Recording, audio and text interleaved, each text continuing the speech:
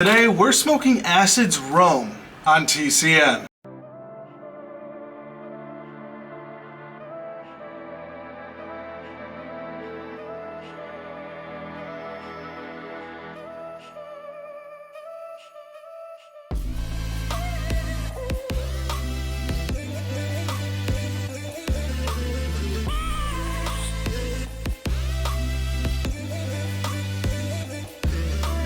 The Acid Rome is a very interesting cigar, as the Connecticut wrapper that it's wrapped in is aged for 150 days in an oak charred barrel.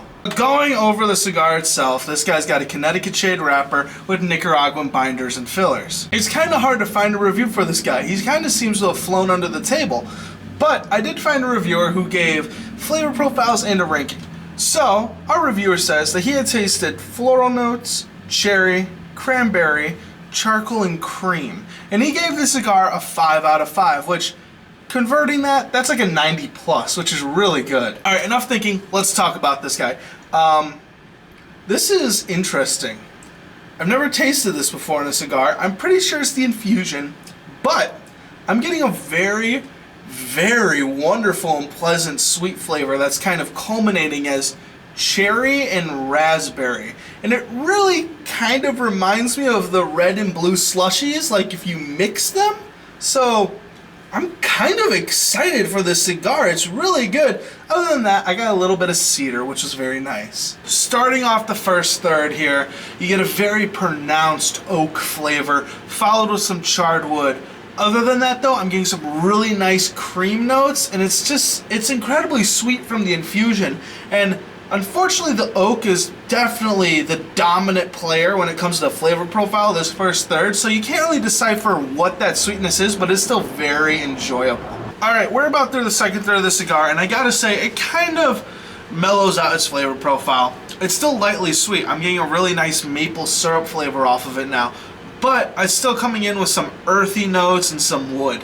We finished the Acid Rome, and I gotta say, it develops in this kind of charred wood, earthy flavor profile that really just mellows out and really kind of complements the end of the stick. It's very nice and pleasant, but it's definitely a lot different than the start. I'm going to give this cigar an 89. This is an absolutely phenomenal cigar, short of really what the reviewer ranked it, 5 out of 5. I really enjoyed it. The final third may have been a little iffy, but let's jump in the notes. Over the notes, I had no problems with the cigar. The construction, the burn, and the draw were all great. Construction held fine, no problems there, no wrapper unwrapping, no tobacco coming out as I pulled it. The burn was nice, clean, and even throughout the smoke. And the draw, I will say this, on the dry puff, I thought it was going to have a really bad draw. It has a kind of a sealed foot, so obviously you can't really base that off of the natural kind of draw you're going to get when you're burning it.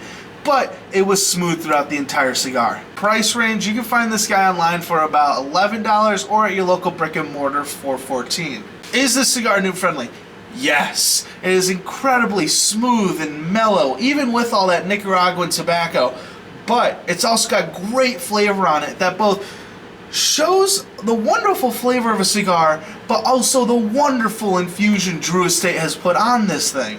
Going over review comparisons, I'm going to say medium. We lined up in a good chunk of places, speaking of charred wood, cream, and that kind of cherry flavor. Obviously, he's tasting cranberry, I'm tasting raspberry, but tomato, to each their own. They don't tell you what these things are infused with, so it's always up to the smoker to see what that is. But hey, that's all I got for this time. So once you like, subscribe, go down in the comments, let me know if you smoked this cigar, let me know what you thought, because honestly, reviews are scarce for this guy, especially official reviews, and I'd love to hear what you think. And I'll see you guys next time.